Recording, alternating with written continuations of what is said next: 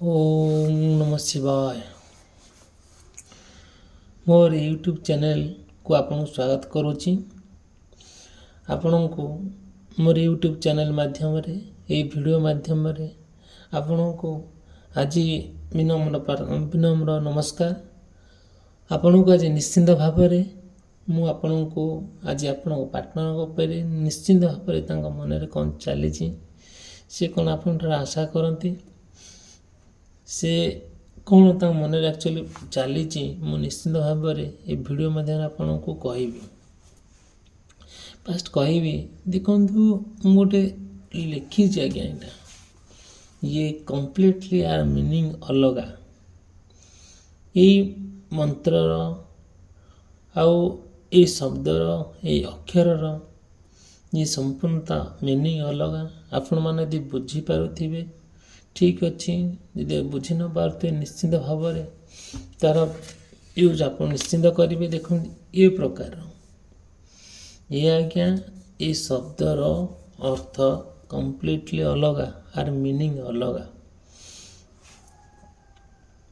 Fast कहबी जिते बड़े आपण आपण पार्टनर को खूब भल पाउचंती आपण तांको भीतर जो भल पाइबाटा एते अनकंडीशनल प्रेम एते पवित्र भल पाइबा सते जेमिति गोटे अविस्मरणीय सते जेमिति एग्जाम्पल सते गोटे उदाहरण जेमिति रोमियो और जूलियट परी केदार गौरी परी निश्चिंत भाव में आपण प्रेम एते आपण प्रेम एते माधुर्यता थिला आप प्रेम एते निबिड़ता थिला आपण प्रेम एते सत्यता थिला आपण प्रेम एते विश्वास थिला ना केबे अनुमान करी हबो ना के भाभी हबो ना कौन से साहित्य अच्छे वर्णना करने को ना कौन सी भाषा अच्छी किसी कहवाई एमती किछि दिन बीतीगला।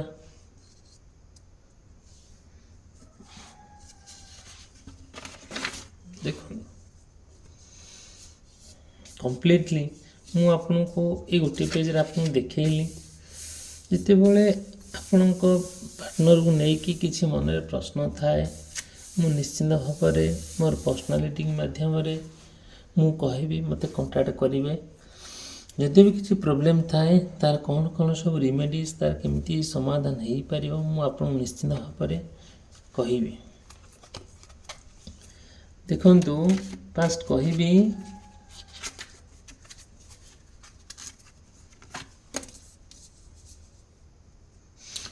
फास्ट कथा फास्ट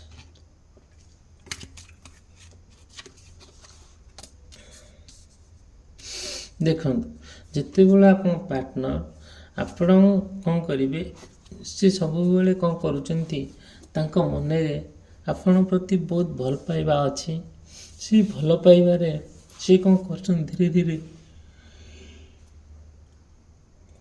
आपण प्रति बहुत रोमांस और सेक्सुअल फीलिंग मन आप प्रति बहुत जो जिते बड़ा कौन करुँच अन्य जहाँ जहाँ सब मन में चली ठीक अच्छे बट जो से रोमांस करने हक करने गोटे सेक्सुअल फीलिंग आपण प्रति आसूची जो से शेयर करुँच कौन हो धीरे धीरे एमती बागे आप घटना घटुची आप भाभी पारे नहीं जिते बड़े सी कौन हो धीरे धीरे मन में जहाँ सब चली सी जो शेयर करुँच सी संपूर्ण भाव में मन भाव कम्प्लीटली अलग हो जाऊँगी। सी धीरे धीरे एमती आडिक्टेड आपण सहित हो गले जमीती जोटे मनीष अल्कोहल सहित आडिक्टेड जमी गोटे जी ड्रिंकिंग करुँची सी ड्रिंक न कले आउ कि निशा द्रव्य न खाले भल लगे दिन टी बहुत कष्ट अतिवाहित हुए एक्जाक्टली अपन सहित सेमती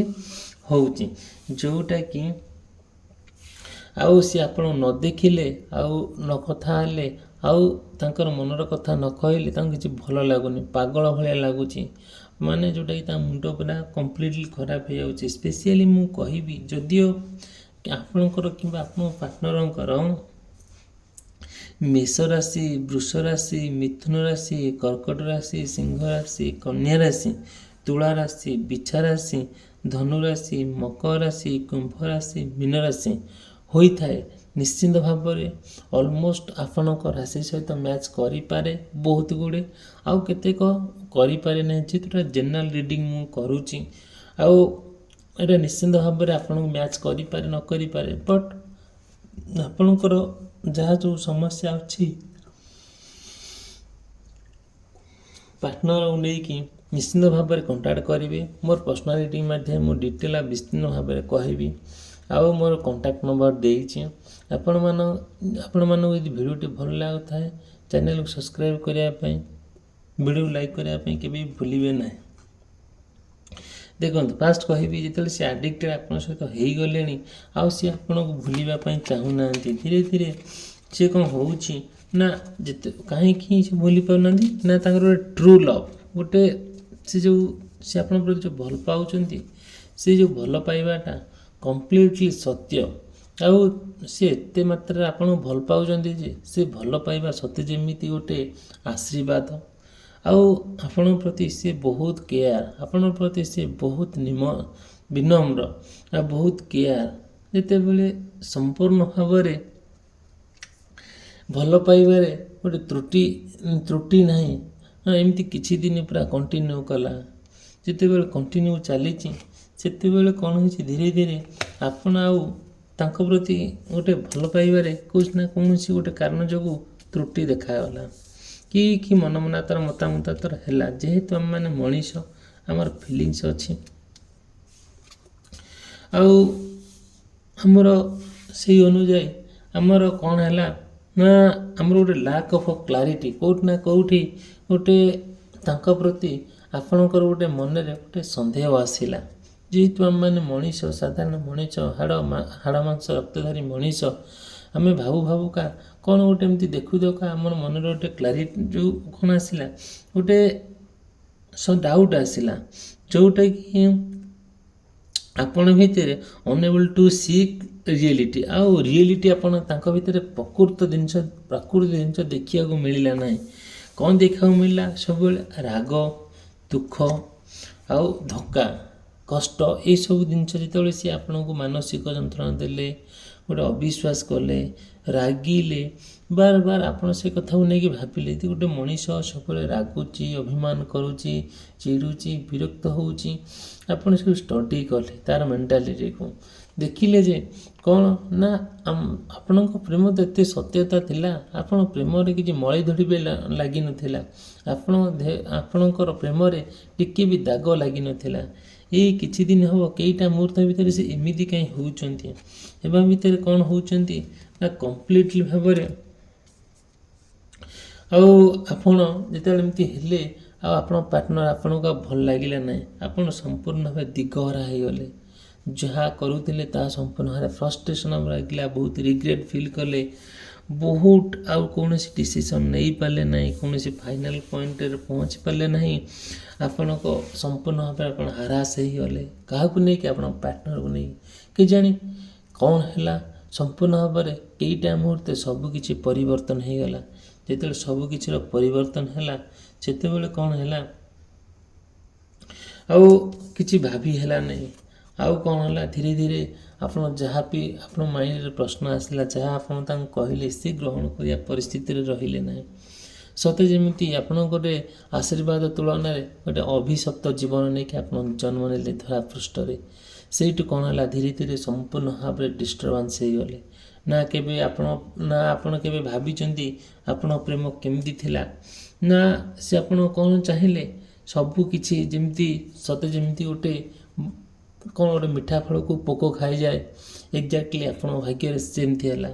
ସତେ ଯେମିତି ଆପଣଙ୍କ ପ୍ରେମରେ ଦାଗ ଲାଗିଗଲା, ଯେମିତି ଗ୍ରହଣ ଲାଗିଗଲା, ସତେ ଯେମିତି ଆପଣଙ୍କ ପ୍ରେମରେ ଗ୍ରହଣ ଲାଗିଯାଇଛି, ଅପବିତ୍ର ହେଇଯାଇଛି, ଅନହାଇଜେନିକ୍ ହେଇଯାଇଛି।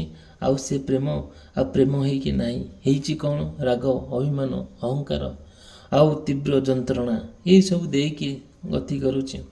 ଧୀରେ ଧୀରେ ଯେତେବେଳେ ଆପଣ ଜାଣୁଛନ୍ତି ଏଇସବୁ ଜିନିଷ ଘଟୁଛି, ଆଉ ତାଙ୍କ ପାଖରେ ନା ଆପଣ ପ୍ରତି ଗୋଟେ ଟାଇମ୍ ଅଛି, ନା ଆପଣଙ୍କ ପ୍ରତି ଗୋଟେ ସ୍ନେହ ଶ୍ରଦ୍ଧା ଅଛି, ନା ଆପଣଙ୍କ ପ୍ରତି ଗୋଟେ ପ୍ରେମ ଅଛି। ଧୀରେ ଧୀରେ ଏମିତି କାହିଁକି ହେଲା? ଆପଣ ସବୁବେଳେ କ'ଣ କରୁଛନ୍ତି? ସେଇ ସମୟ ଯେଉଁ ସମୟ ତାଙ୍କ ସହିତ ଆପଣ ବିତେଇଛନ୍ତି ସେ ସମୟକୁ ଆପଣ ବହୁତ ମନେ ପକାଉଛନ୍ତି, ଯାହା ସବୁ ଆପଣଙ୍କ ପାଖରେ ମେମୋରି ଅଛି, ବୁଲାବୁଲି କରିବାକୁ ଯାଇଛନ୍ତି, ଖିଆପିଆ କରିଛନ୍ତି, ଆପଣ ସେ ଫଟୋ ଦେଖୁଛନ୍ତି ଆଉ ସବୁକିଛି ମନେ ପକାଉଛନ୍ତି।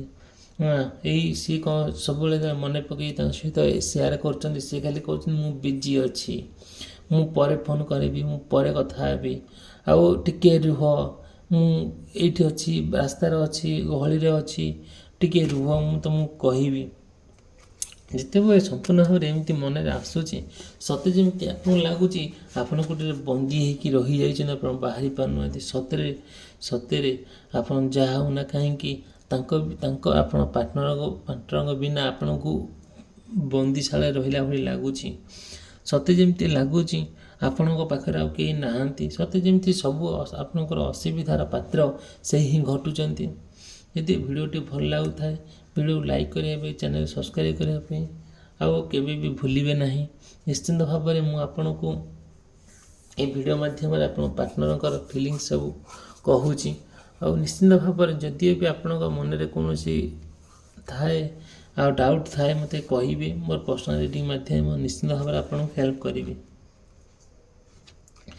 ଦେଖନ୍ତୁ ସେ କ'ଣ କଲେ ଆପଣଙ୍କ ପାଇଁ, ଯେମିତି ସତେ ଏକ ମୁଖା ପିନ୍ଧା ଲୋକର ଅଭିନୟ କଲେ। ତା ଭିତରେ କ'ଣ ହେଇଛି, ଆପଣ ସବୁକିଛି ତାଙ୍କ ପାଇଁ ଛାଡ଼ି ଦେଇଛନ୍ତି। ଆପଣ ଭାବୁଛନ୍ତି ହଁ ମୋର ତ ପ୍ରେମ ଏତେ ସତ୍ୟତା, ନା କେବେ ତା ପ୍ରତି କେବେ ଅବହେଳିତ, ନା କେବେ ତା ପ୍ରତି ଅନ୍ୟାନ୍ୟ କ'ଣ। ବଟ୍ ହେଇଛି କ'ଣ ଜାଣନ୍ତି? ସତେ ଯେମିତି ଯେତେବେଳେ ଆପଣ ତାଙ୍କ ଭିତରେ ଗୋଟେ ଡିଷ୍ଟର୍ବାନ୍ସ ହେଇଛି, ଆଉ ସବୁ କ୍ଷେତ୍ରରେ ଅନସାଟିସ୍ଫାଏଡ଼ ଆପଣ ହେଇଛନ୍ତି, କଥାରେ ହେଉ, ବ୍ୟବହାରରେ ହେଉ, ଆଉ ନିଜକୁ ଆଉ କଣ୍ଟ୍ରୋଲ୍ କରିପାରୁନାହାନ୍ତି, ଯେଉଁଟାକି ଆପଣଙ୍କର ମନରେ ବହୁତ ଅରାଜକତା ଦେଖା ଦେଉଛି, ବହୁତ ଫ୍ରଷ୍ଟ୍ରେସନ୍ ହେଇଯାଉଛନ୍ତି, ବହୁତ ନୈରାଶ୍ୟବାଦ ହେଇଯାଉଛନ୍ତି। ଆପଣ ସେଠୁ କ'ଣ କରୁଛନ୍ତି? ଧୀରେ ଧୀରେ ଆପଣ ତାଙ୍କ ଭିତରେ ଯେଉଁ ସମ୍ପର୍କଟା ଥିଲା ଧୀରେ ଧୀରେ ଦୂରେଇବାକୁ ଲାଗିଲାଣି, ଭାଙ୍ଗିବାକୁ ଲାଗିଲାଣି। ଯେତେବେଳେ ତାଙ୍କର ସାହାରା ବିନା ବାର ଆପଣ ହୃଦୟ ବାର ଭାଙ୍ଗୁଛି, ସେଇଠୁ ଆପଣ କ'ଣ କରୁଛନ୍ତି? ସବୁକିଛି ଜାଣିବା ପାଇଁ ଟ୍ରାଏ କରୁଛନ୍ତି। ଆଉ ସବୁକିଛି ଜାଣିବା ଭିତରେ ଆପଣ ଯାହା ସବୁ ଶୁଣୁଛନ୍ତି, କିଛି ବ୍ୟାଡ଼୍ ନ୍ୟୁଜ୍, କିଛି ଖରାପ ଇନଫର୍ମେସନ୍ ଆପଣ ପାଉଛନ୍ତି, ସେଇ ଯେଉଁଟାକି ଆପଣ ସମ୍ପୂର୍ଣ୍ଣ ଭାବେ ଡିଷ୍ଟର୍ବାନ୍ସ ହେଇଯାଉଛନ୍ତି। ଧୀରେ ଧୀରେ ସିଏ କ'ଣ କରୁଛନ୍ତି? ଯାହା ବି ହଉ, ସିଏ ଯେତେବେଳେ ତାଙ୍କ ବିଷୟରେ ଜାଣୁଛନ୍ତି, ସିଏ ଆପଣଙ୍କ ସହିତ ଚିଟିଂ କରୁଛନ୍ତି। କ'ଣ ଚିଟିଂ କରୁଛନ୍ତି? ଯେତେବେଳେ ତାଙ୍କ ପାଇଁ ଆପଣ ହୃଦୟ ବାର ଭାଙ୍ଗୁଛି, ଆପଣ ତାଙ୍କ ବାଟକୁ ଚାହିଁ ବସିଛନ୍ତି, ଆଉ ତାଙ୍କ ବିନା ଆପଣଙ୍କ ଜୀବନ ଅଧା। ସତେ ଯେମିତି ଏଇସବୁ ଜିନିଷ ଭିତରେ ସେ କ'ଣ କରୁଛନ୍ତି? ଆପଣ ଯେତେବେଳେ ରିଏଲ୍ କଥାଟାକୁ ଜାଣୁଛନ୍ତି, ସେ ଆପଣ ଚିଟିଂ କରିଦେଇଛନ୍ତି। ମାନେ ସେ କେଉଁ ଥାର୍ଡ଼ ପାର୍ଟି ସହିତ ଆଟାଚମେଣ୍ଟ ହେଇକି, ଥାର୍ଡ଼ ପାର୍ଟି ସହିତ ମାନେ ରିଲେସନସିପ୍ ରଖିକି ଆପଣଙ୍କୁ ଏବେ ଅଭିନୟ କରୁଛନ୍ତି। ଯେମିତି ଅଭିନୟ ଭିତରେ ଆପଣ ତାଙ୍କ ଅଭିନୟକୁ ଆପଣ ବିଶ୍ୱାସ କରିଯାଉଛନ୍ତି। ଆପଣ ଏତେ ମାତ୍ରାରେ ଭଲ ପାଉଛନ୍ତି ନା, ବିନା ଇନଭେଷ୍ଟିଗେସନରେ, ବିନା ଇନଫର୍ମେସନରେ ଯାହା ସେ କହୁଛନ୍ତି ଆପଣ ଓକେ କହିଦେଉଛନ୍ତି, ଠିକ୍ ଅଛି ବୋଲି କହିଦେଉଛନ୍ତି। ତେଣୁକରି କ'ଣ କରାଯିବ? ଯେତେବେଳେ ସେସବୁ ଜିନିଷ ଦେଖନ୍ତୁ, ମୁଁ କହୁନି ଆଜ୍ଞା, ଯାହା ଆପଣଙ୍କର ରିଡ଼ିଂରେ ବାହାରୁଛି ଆଜ୍ଞା, ମୁଁ ସେୟା ହିଁ କହୁଛି। ଆପଣଙ୍କ ସହିତ ଚିଟିଂ କରୁଛନ୍ତି, ବାର ଯେତେବେଳେ ଚିଟିଂ କରୁଛନ୍ତି, ଯେତେବେଳେ ସେ ଅନ୍ୟ ଏକ ଥାର୍ଡ଼ ପାର୍ଟି ସହିତ ଜଡ଼ିତ ହୋଇକି ରହୁଛନ୍ତି, ଆପଣ କେବେ ଭାବି ପାରୁନାହାନ୍ତି କ'ଣ କରାଯିବ। ଏତେ କଷ୍ଟ ଆପଣ ଲାଗୁଛି, ଆପଣ ଭାବିପାରିବେ ନାହିଁ। ସତେ ଯେମିତି କ'ଣ ଲାଗୁଛି ଜାଣନ୍ତି ନା? ସତେ ଯେମିତି ଆପଣ ଭାବୁଛନ୍ତି ମୁଁ ଯାହା ସବୁ କଲି, ଯେଉଁ ସମୟ ମୁଁ ବିତେଇଲି ତାଙ୍କ ପାଇଁ, ଯାହା ସବୁ କଲି, ଏରା ସବୁ ଖରାପ ଇନଭେଷ୍ଟମେଣ୍ଟ, ରଙ୍ଗ ଇନଭେଷ୍ଟମେଣ୍ଟ। ସବୁବେଳେ ମାନେ ଯେତେବେଳେ ଅନଏକ୍ସପେକ୍ଟେଡ଼ ଏଇ ଘଟଣା ଘଟୁଛି, ଆପଣ କେବେ ଭାବି ପାରିବେନି। କ'ଣ କରାଯିବ? ଯେତେବେଳେ ପାର୍ଟନରସିପ୍ ସତେ ଯେମିତି ଗୋଟିଏ ଯାହା ଗୋଟେ ସବୁ କଣ୍ଟିନ୍ୟୁ ଚାଲିଥିଲା, ସେସବୁ କଣ୍ଟିନ୍ୟୁରେ ଆପଣ କ'ଣ ହେଲେ ପୁରା ଷ୍ଟପ୍ ହେଇଗଲା, ଯେଉଁଟା ଆପଣ ଭାବିପାରିବେନି। ଏହିସବୁ କଥାକୁ ନେଇକି ଆପଣ ପୁରା ଡିଷ୍ଟର୍ବାନ୍ସ ହେଇଗଲେ। ଆପଣ ସବୁର ଡିଷ୍ଟର୍ବାନ୍ସ ଯେତେବେଳେ ହେଉଛନ୍ତି, ସେଇ ଡିଷ୍ଟର୍ବାନ୍ସ ଭିତରେ ସମ୍ପୂର୍ଣ୍ଣ ଭାବରେ ରିଲେସନସିପ୍ରେ ଗୋଟିଏ ଦାଗ ଆସିଗଲା, ଆଉ ଇଣ୍ଟରେଷ୍ଟ ରହିଲା ନାହିଁ, ମନରେ ଖାଲି ଇକୋ ଆସିଗଲା, ଆଉ ସବୁବେଳେ ଚ୍ୟାଲେଞ୍ଜ ଆସିଗଲା, ବାର ବାର ହୃଦୟ ଚେଞ୍ଜ ହେଲା, ହୃଦୟ ବାର ବାର କ'ଣ ହେଲା, ପରିବର୍ତ୍ତନ ହେଲା। ହୃଦୟ ଯେତେବେଳେ ବାର ବାର ପରିବର୍ତ୍ତନ ହେଉଛି, ସେଠୁ ମଣିଷ ନିଜର ପରିସ୍ଥିତି ଅନୁଯାୟୀ ଆଉ ବଦଳି ଯାଉଛି। ଆଉ ସେ ସବୁବେଳେ ଚାହୁଁଛି ମୁଁ କାହିଁ ଏତେ ଦୁଃଖ କଷ୍ଟ ଯନ୍ତ୍ରଣା ଭିତରେ ରହିବି, ମୁଁ ସବୁବେଳେ ଫ୍ରିଡ଼ମ୍, ମାନେ ସବୁବେଳେ ସେ ଫ୍ରିଡ଼ମ୍ ହେବାକୁ ଚାହୁଁଛନ୍ତି, ସ୍ୱାଧୀନତା ଭାବରେ ବଞ୍ଚିବା ପାଇଁ ଚାହୁଁଛନ୍ତି। ବଟ୍ କ'ଣ କରାଯିବ, ସେ ସ୍ୱାଧୀନତା ଭିତରେ ସେ ବଞ୍ଚି ପାରୁନାହାନ୍ତି, ତାଙ୍କୁ କଷ୍ଟ ହେଉଛି, ସେଠି ଅନୱାଣ୍ଟେଡ଼୍ ସିଚୁଏସନ୍ ଆସିଯାଉଛି। ସତେ ଯେମିତି ସିଏ ପୁରା ଫ୍ରଷ୍ଟ୍ରେସନ୍ ହେଇଯାଉ, ପୁରା ରାଗି ଯାଉଛନ୍ତି, ପୁରା ସମ୍ପୂର୍ଣ୍ଣ ଭାବରେ ରାଗ ଅଭିମାନରେ ପୁରା ଜର୍ଜରିତ ହେଇକି ପୁରା କମ୍ପ୍ଲିଟଲି ଆପଣ ଡିଷ୍ଟର୍ବାନ୍ସ ହେଇଯାଉଛନ୍ତି। ନିଶ୍ଚିନ୍ତ ଭାବରେ ଯଦି ଭିଡ଼ିଓକୁ ଭଲ ଲାଗୁଥାଏ, ମୋତେ ଏଇ ଭିଡ଼ିଓକୁ ଲାଇକ୍ କରିବା ପାଇଁ, ଚ୍ୟାନେଲ୍ ସବସ୍କ୍ରାଇବ୍ କରିବାକୁ ଭୁଲିବେ ନାହିଁ। ନିଶ୍ଚିନ୍ତ ଭାବରେ ଯଦି ଆପଣ ପାର୍ଟନରକୁ ନେଇକି କିଛି ପ୍ରଶ୍ନ ଆସୁଥାଏ, ନିଶ୍ଚିନ୍ତ ଭାବରେ ମୋତେ କଣ୍ଟାକ୍ଟ କରିବେ। ମୁଁ ଆପଣଙ୍କୁ ମୋର ପର୍ସନାଲିଟି ମାଧ୍ୟମରେ ଆପଣଙ୍କୁ ସଲ୍ୟୁସନ୍ ଦେବି, ତା ରିମେଡ଼ିଜ୍ କହିବି, କେମିତି ଆପଣଙ୍କ ଜୀବନ ପୁରା ସୁନ୍ଦର ଭାବରେ ଆପଣ ଅତିବାହିତ କରିବେ। এই ଭିଡ଼ିଓଟି ଏଇଠି ମୁଁ ସମାପ୍ତ କଲି। ରହିଲି, ଧନ୍ୟବାଦ।